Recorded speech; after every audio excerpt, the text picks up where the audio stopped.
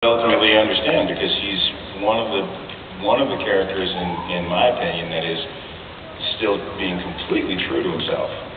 And there's a zombie apocalypse at the very, very end. There's going to be two things left: roaches and Eugenes. he's a survivor. He just saw the guy who protected him for the last 2.5 years get his brain smashed in. The strongest, in his mind, the most strongest capable person that he has ever seen in his life got taken out. What chance does he have? He can choose to die, but Eugene hasn't necessarily been known for the noble choice. He's like, I want to live. He's like, everything might suck, but I choose life, and this is how I live right now. So. Thank you. Thank you. I'm not here if that's for me. My Chevy could beat you out in a race. No, it couldn't, dude. I told you it'd be illegal. My Audi would smoke your Chevy Cruze. My question is, do you miss the set of The Walking Dead, and which cast member do you miss the most? Well, I see all the cast members more now doing convention. Well, yeah, but we see each other more now because the cast is so big. We saw each other rarely because we were so spread apart. But I loved working with. It's kind of a tricky question because I had really great experiences with everybody. I had, going back to when I first came on the show when me and Andy got into that fight in the church. It was one of the most exciting scenes I ever shot. The crew literally thought we were going to beat the shit out of each other every take. And Andy and I were just having a blast playing off each other. I love working with Steven. I love working with Josh, Christian. Saw her grow as an artist and a woman on the show. It's amazing to be part of that. Sonique was phenomenal, tremendously giving actor. They're all amazing people and all very, very different. So it's kind of hard to put, to single out one thing. So, yeah. My Chevy's better. Sorry, I keep thinking that, buddy. Well, don't you look lovely? Thanks. Hello. Hi. Could you give my daughter is 14 years old. She loves acting and talented. I'm scared. Can you give her an advice? Why are you scared? Because I'm a mother and she's a teenager, and I knew the answer to that. What advice can you tell her? She's over there with the horn. She's The one with the little one over here in the camera? Okay. Stand up, girl, the horn. Okay. Hello, girl. Horn's doing specifically what he said not to do in the beginning of this. It's okay. It's all right. Ask everybody a question. No, I know. Don't change sides, man.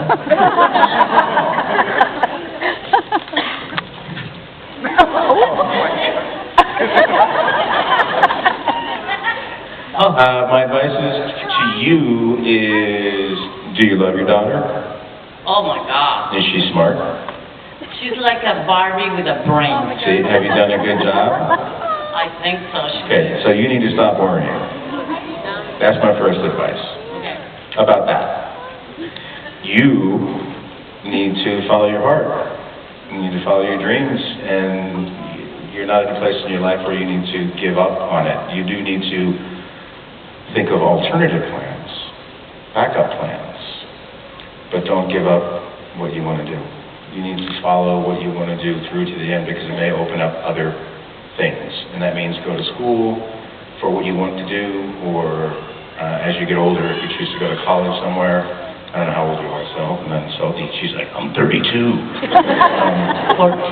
All right, so you're 14, so you're going to go, you live in in Fort Lauderdale area? Key Largo. Okay. So at some point, as you get older, you're going to need to move where the work is, where there's more work, which is typically a larger city. But keep your eye on what's going on now. Like right now, there's a tremendous amount of work going on in Atlanta. So people who would say for acting, you need to go to New York or LA, I'd say if I was a young actor and I was, in my early 20s, I'd go to Atlanta right now.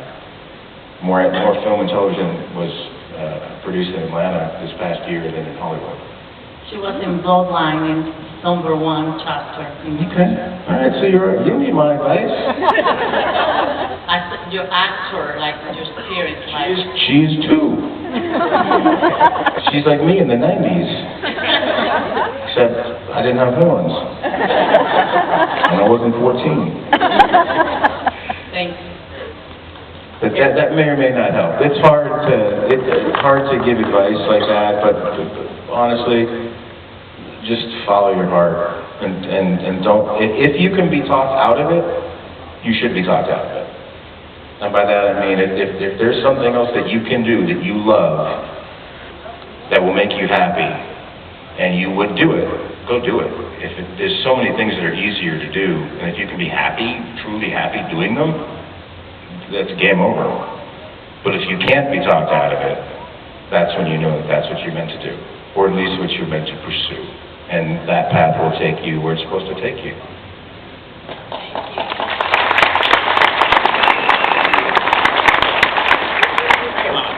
Oh, she got a Tootsie Roll. Hello, hi, how are you? I'm pretty good, how are you? My question is, since you said you've done theater in the past, I was wondering now if you do anything with writing or script writing, or if there's anything that you've created in the past at all? I do not write at all. I can't. The idea of taking something from nothing and putting it on page, I'm in awe of that. People who do that, I think it's amazing. I'm sorry, I didn't want to cut you off at all. No, it's okay. So is it more just like you rather see what's given to you and then just display it yourself? Well, and that leads into what I do though. What I do know though is when I read something, I can tell you if there's something wrong in it, where it can be fixed or restructured, or if there's problems in the story. I feel like over the years I've become a much better storyteller, even though my skill set doesn't lie in creating something from nothing. When I see something that's written, when I get a script, for example, I can call and talk about the script in ways where I think we can work on the script if it needs work, or if there's a scene that's not working. I can typically tell what the problem is, where the energy of the scene stops and why. So what I'm hopefully going to do is move into directing. I've been working towards that the last few years, and we'll see where that takes me. And I'm producing stuff now, so we have some stuff in development. We'll see what happens. Thank you. Thank you.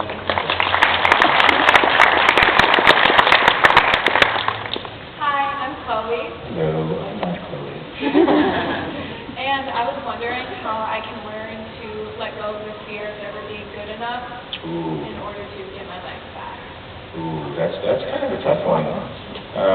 You can.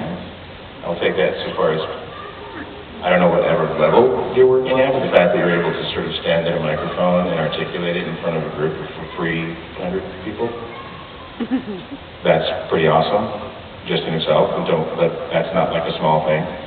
I think we all suffer from I'm not good enough.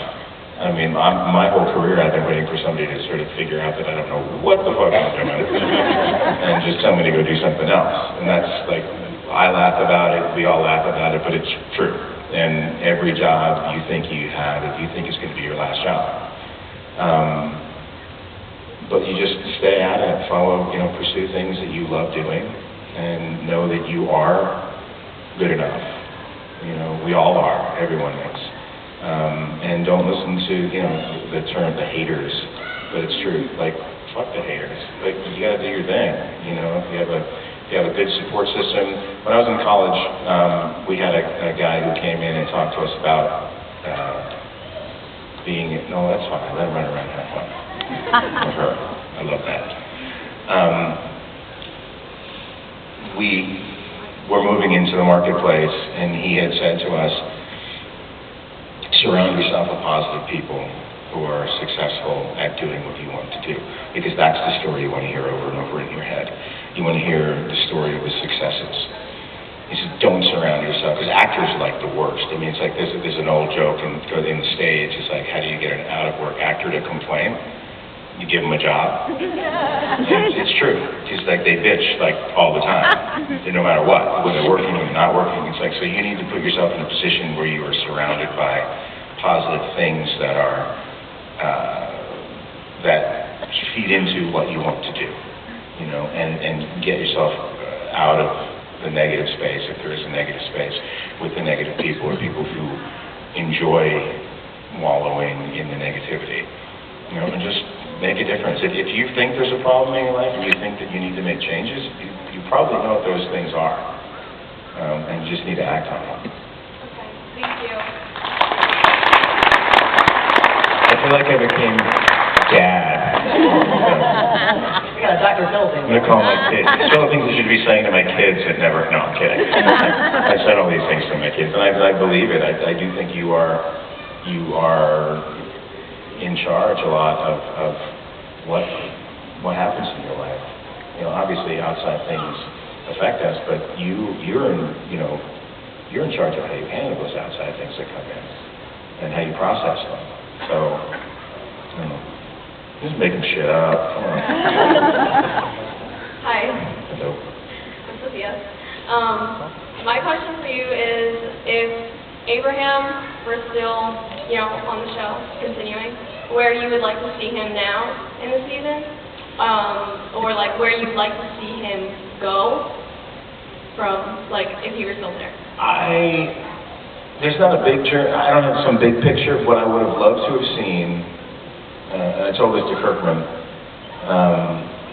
in an interview I did with him recently. I would have loved to have seen Abraham, and I think we talked about this guy's up front, in all-out war. I would have loved to have seen Abraham operating as a full-blown soldier in wartime with living humans.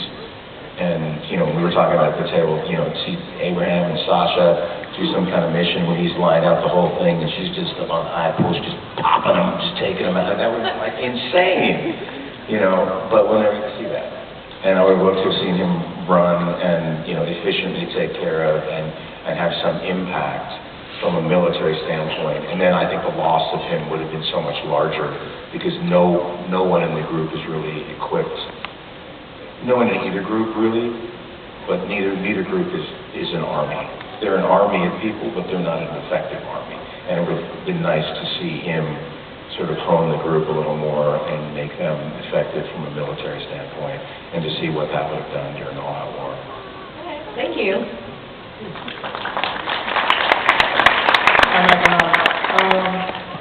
Probably every 2 years or so, I watch Finding Brothers from the beginning and talk about it. I just got to thank you so much for that. So you're part of it. Thank you very much. Is there any stories of veterans that you'd like to share with us? Not really, not a story. They were amazing men and women and their families that we learned all their stories from. The thing that we're most proud of as a group is that we sort of let this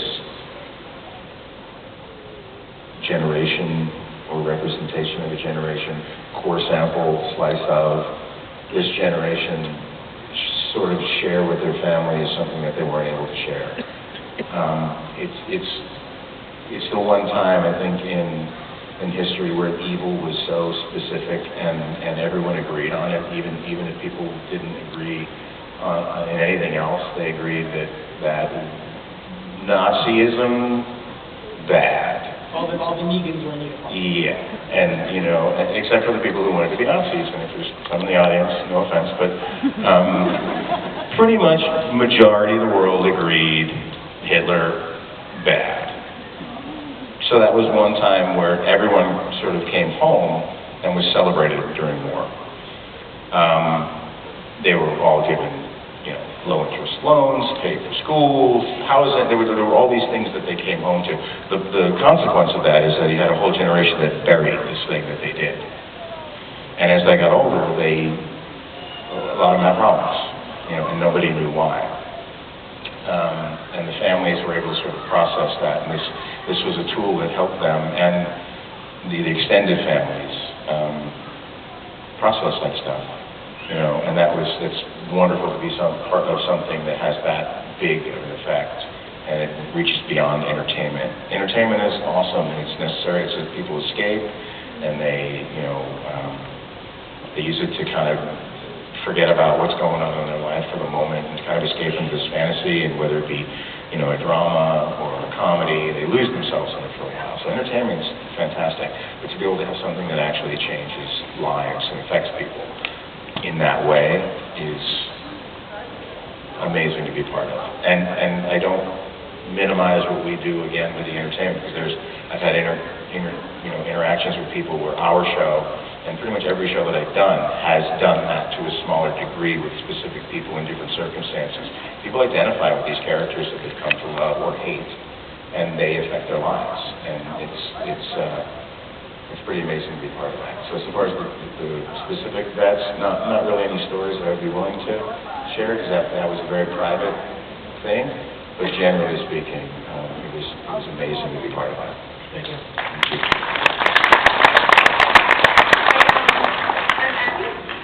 My question is, how was your overall experience being a part of the cast of The Walking Dead? Do you wish that you could continue on? I had a great time playing Abraham. I had a great time with the cast. It was an amazing experience out in Georgia. We are definitely a family out there. When I came on the show, I was a fan of the show beforehand. I saw some of my favorite characters die. I think any actor that comes on the show after season 3 and finds out they're going to die and is surprised is an idiot. Just like, what did you think you were coming into? And especially now, really? You're surprised? So I knew that when I came on, Scott Gimple said that he wanted to get a little closer back to the linear narrative of the show as it relates to following the comic. So I knew that Abraham had a shelf life. I also knew that Robert Kirkman was not happy with the way that Abraham died in the comics. So I knew that it was going to be different, but I knew that it was probably going to take up around the same space of time. So, do I wish I was still there? It was creative and fun, and the people were awesome, but my time on it was finished. Abraham told his story. So, thank you. Hi, my question is, over 7 seasons we've seen a lot of really cool walkers and a lot of really cool takedowns. I was wondering if you had any favorites. I forget which episode it was. I do have a favorite one of mine because it was particularly inhuman and disconnected. It was early on, I think it was in season 4, where Abraham comes across a van, and we're going to take the van. It's when is it the van that we get? Did I fall asleep in the back? I think so. So it would have been like episode 10 or 11, something like that. Season 4. And this walker's in the van, and I open up the van. She sticks her head halfway out. I slam the van on her neck or shoulders to keep her in place. Stab her in the head. Open up the van, and then I literally pick her up by the scruff of her collar and by her belt, and sort of toss her like a bag of leaves out of the van. And I remember doing it the first time, and I told her what we were doing when there were pads, and it was all worked out. The first time I did it, the camera guys in rehearsal looked, and they were just like, "What the fuck?" Because it was just so casual, and he literally just tossed her, and it was crappy. It was just like a crappy way to toss somebody, and I just thought that, to me, that summed up how he had disconnected. So for me, that's one of the most fun that I have done.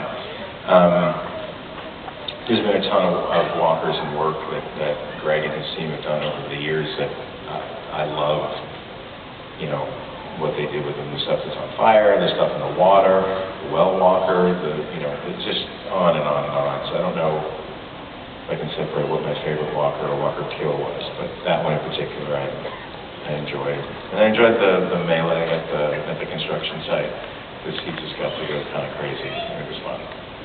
Thank you.